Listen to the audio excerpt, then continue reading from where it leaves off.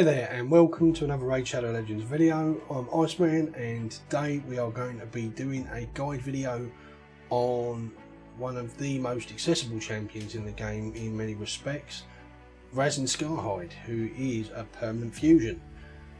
And that's how most people tend to get him, to be fair, unless you're lucky enough to pull him beforehand or whatever, but you know, it can take a while to save up for him in the fusion. I myself was stuck waiting for one champion for about 3 months, I think, to get him. But when I finally did, he's an absolutely amazing champion. He's usable all over the place. We'll start that out straight off and say, you know, this guy does work in the clan boss. He's great in the arena. He's almost certainly going to be on your faction wars team. I'd imagine he'll probably be quite useful in the Doom Tower. He's great in at least one dungeon, 2 in fact that I can think of where I'd go out of my way to use him, and in fact I believe I don't use him in one of those places so much anymore because I replace him with one other, but still absolutely amazing. So let's start out with his skills, shall we? His A1 Bone Sword attacks one enemy 3 times and has a 20% chance of removing 1 random buff from the target. Damage is based on defense. Actually, yeah, I should have said that. You know, he's a Force Affinity Lizardman. His damage is based off of defense. I'm a bit scatty today. You know, it's the curse of too much too soon, too much going on. You know. Anyway, you can book this up and get the buff chance up by another 25%. So that's a 45% chance of removing 1 random buff from the target. This is great in the arena. And useful many other places, and it's actually kind of useful in the clan boss too. When he swaps to an infinity boss, you can remove that buff off of him, meaning that he's not going to be hitting as hard, so quite useful there. His A2 Shear attacks one enemy, has a 75% chance of placing a 60% decreased defense debuff and a 25% weaken debuff for 2 turns. Damage is based on defense. Again, you know, all his abilities are based off of defense. This is an amazing ability. The only thing that would make him slightly better is if it was an AoE, but if it was, he'd probably be broken. So, you know, he's a very solid champion, and for where you use him, he's great. Having said that, if it was AoE, it'd make him even more usable in one of the main places a lot of people use him, which is in the spider, because you wouldn't have to use. Then that would apply to all the enemies in the dungeon, not just the main spider, but he's still quite useful there because you can just hit the main spider and nuke her down, which is obviously your main deal anyway. Again, this takes 5 books, and you can increase the buff chance by 25%, which brings it up to 100%, so that's absolutely brilliant. It's on a 3-turn cooldown if you fully book it out,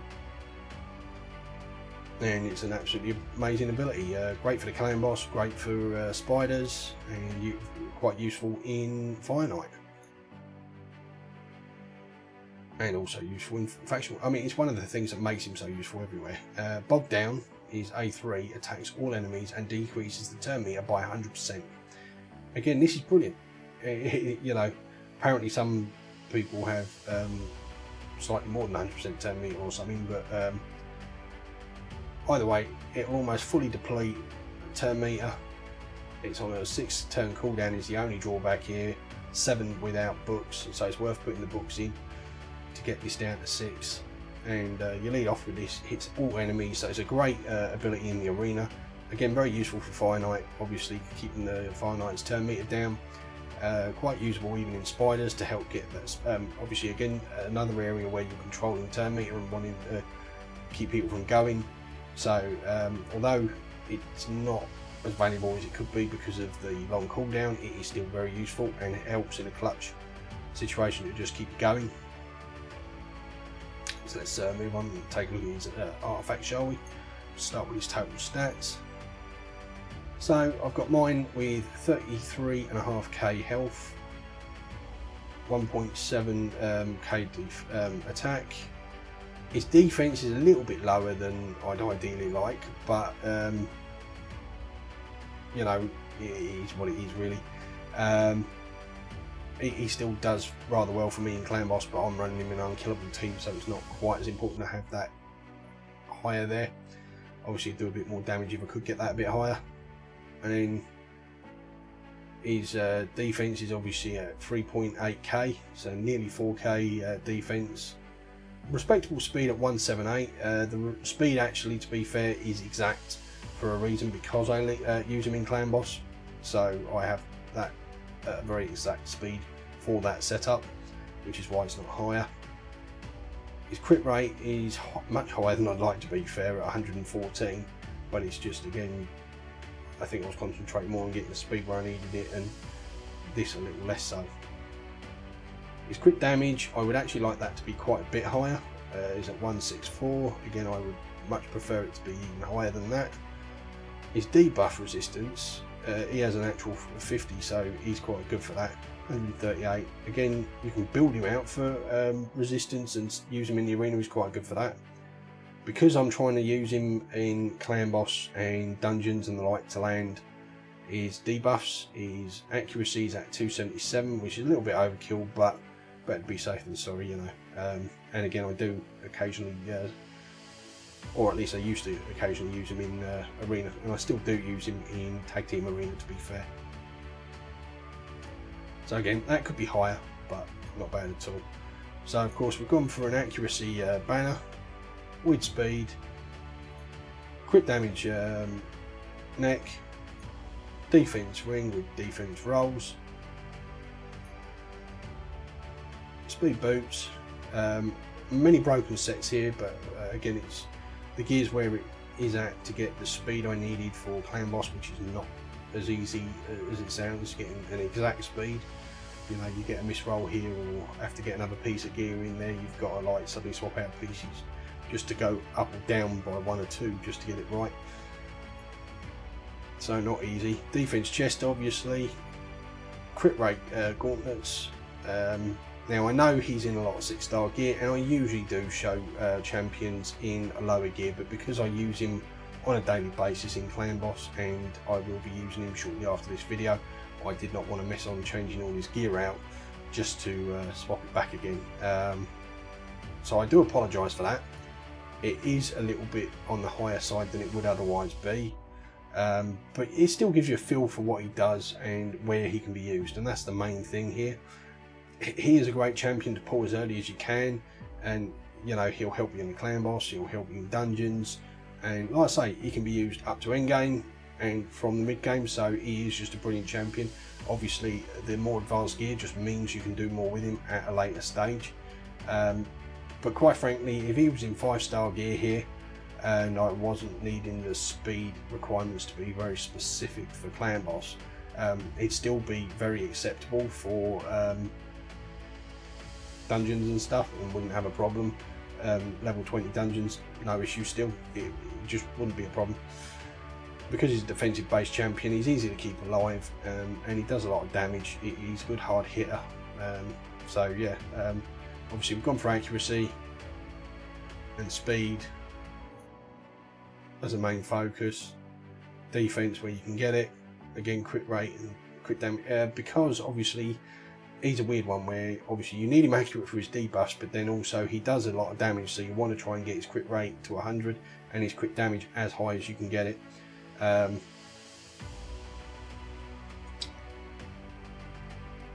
mean, it's like if I had a piece that would take this crit rate off and give me an extra roll in crit damage, I'd go for that. Quite frankly, if I could get it with the right speed to keep him in the comp that I'm using him in, clan boss. Obviously I am overmatched on the crit rate, and I definitely would like higher on the crit damage. As you can see, his stats aren't overly ridiculous, primarily because I've had to focus on getting his speeds and everything to exactly where I need them. So let's take a quick look at his masteries. So because of the type of comp I'm using him in clan boss, I've avoided the support tree anyway, and anything that affects turn meter. So we've got crit rate into crit damage, does more damage when he's at low health because he's in an unkillable team, and into increases damage for the first hit on each enemy. Increased damage inflicted to targets with less than 40% HP.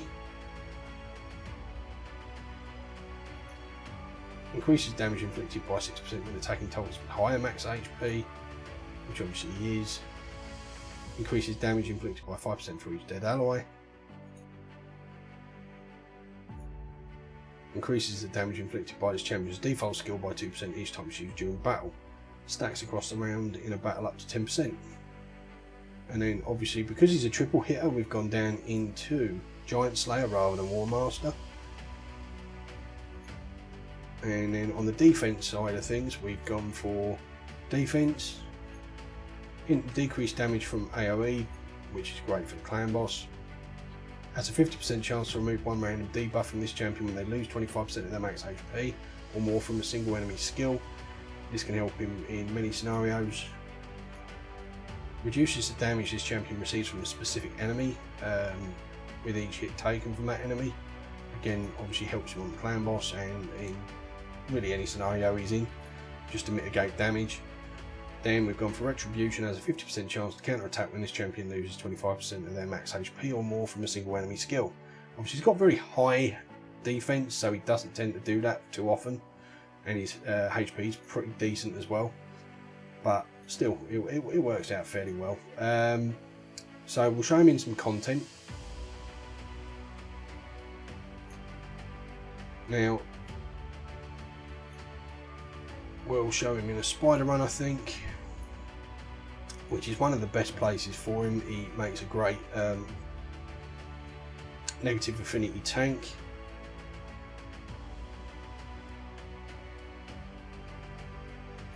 So we'll start this off and you can see how this works. I'm sure you've seen this sort of setup with other videos anyway.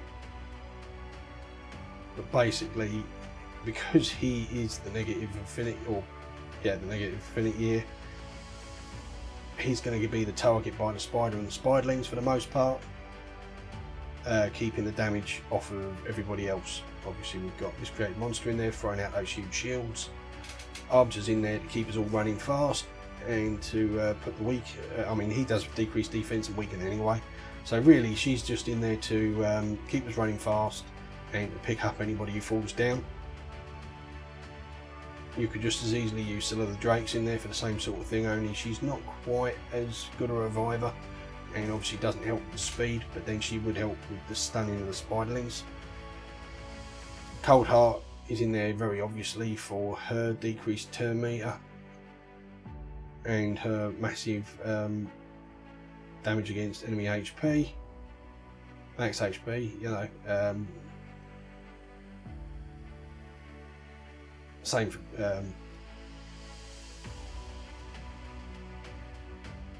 Royal Guard, he's in there just for the same sort of reasons. He does some turn meter manipulation, does a lot of damage again. Now I will be forthright straight off the bat, this is not the best. Don't look at this comp and go, oh that's a great comp, I'm going to run it. This comp is not 100% successful. I've not quite worked that out yet with my account.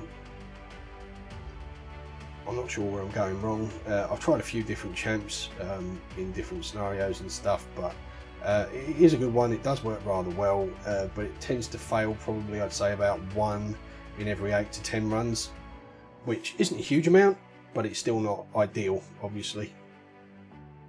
As you can see, he's taking a lot of damage, he's getting quite weak. They're doing a fair amount to the spider. Hopefully this will be one of those runs where we succeed.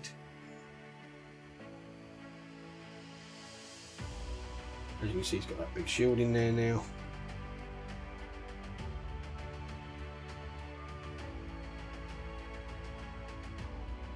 There goes in with decreased defense and weaken again.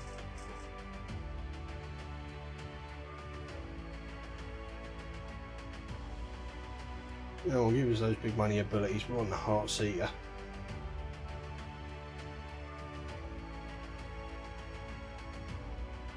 Again, it's not the fastest run. I did just pull myself a second Septimus on this account, so I could actually build up, and I did say I may build him up and try kitting him out to do more damage. Yeah, see, this one may well fail. We're struggling here. If Arbiter goes down, it's all over. If she can manage to pick people up, then there's a chance. This would be one of the ones where we're struggling, wouldn't it?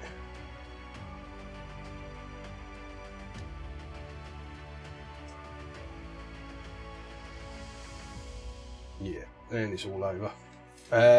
Now I could cut that and do another run and show you it winning.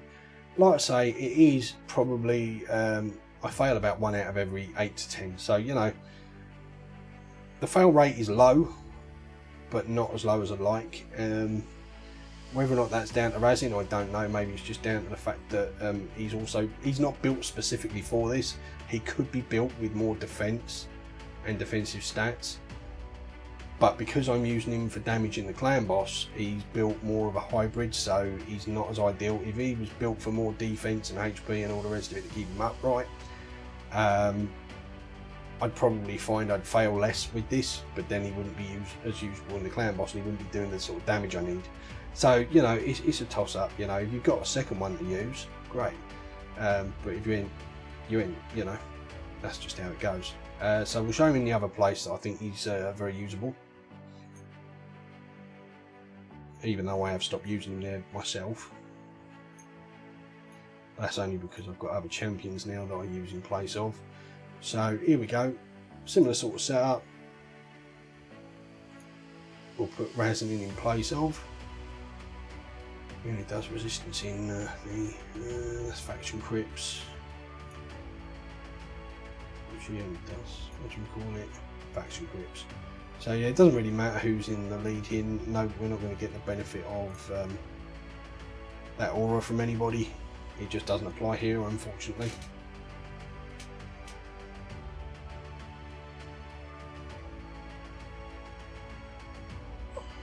We'll showcase him here. Obviously, he's got a triple hit on his A1. So with the triple hit on the A1, it really helps a lot on the finite shield. The only reason I've really swapped him out, and again, you know, he's got that A3 bog down, which again helps on the finite with the turn meter reduction. In some regards, you could almost say he's better than Fushan. Fushan, though, brings me the aura, which gives me a speed boost in all battles, and also he does an AoE stun. Well, not entirely AoE, I don't think, sort of summoning people at random. But still, he stuns a load of people up. He's also got the decreased defense and whatnot. But he's mainly in there primarily for his speed boost more than anything. He does also help with the control on the ads, which helps you get through these guys a bit quicker. Whereas Razin doesn't do a lot of work here. Obviously, he does damage, but with all his stuff being very single target for the most part, it just slows the run down that little bit because he can't do quite what now. See, I didn't want him using that there. That was bogged down, and like we said, it's on a long cooldown, like 6 turns, so we're gonna have to wait 6 turns before he got it on the finite. If I was manual in that, I would not have done that.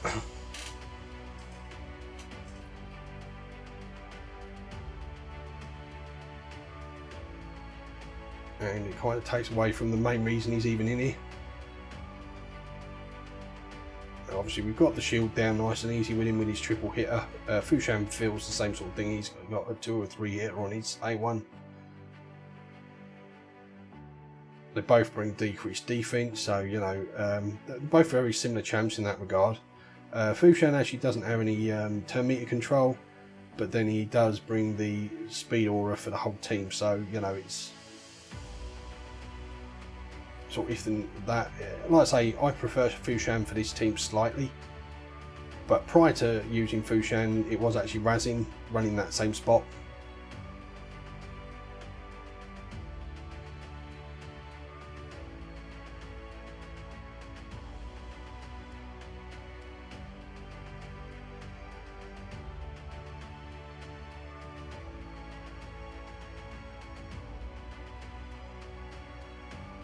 Not the fastest as runs, as you can see.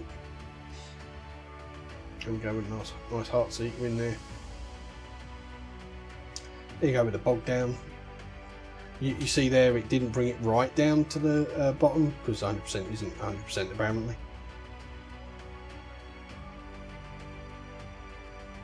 Apparently it's only a full turn meter depletion if it says full turn meter depletion. I'm not quite sure how that works, but there you go. All done, dusted. Not my fastest run, as you can see. 3 minutes 5, fairly respectable. He does do a really good job. I'm not going to showcase him in arena. I could do, but my team's set up the way I use it, and although he can work well there, I'd have to change the whole team around him and all the rest of it. I still use him in 3v3. He's on my 3v3 team, he's on my Faction Wars team, and he's still in my Spider team, so he gets a lot of play everywhere still, and he's a brilliant champion at whatever level you pull him. He's in my Clan Boss team. I'll admit he's not always in my Clan Boss team. My non-affinity Clan Boss team doesn't use him anymore.